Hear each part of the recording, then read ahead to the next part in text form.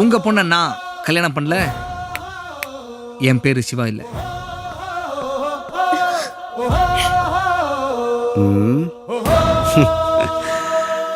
டேய், ஒரு காஃபி உண்டா?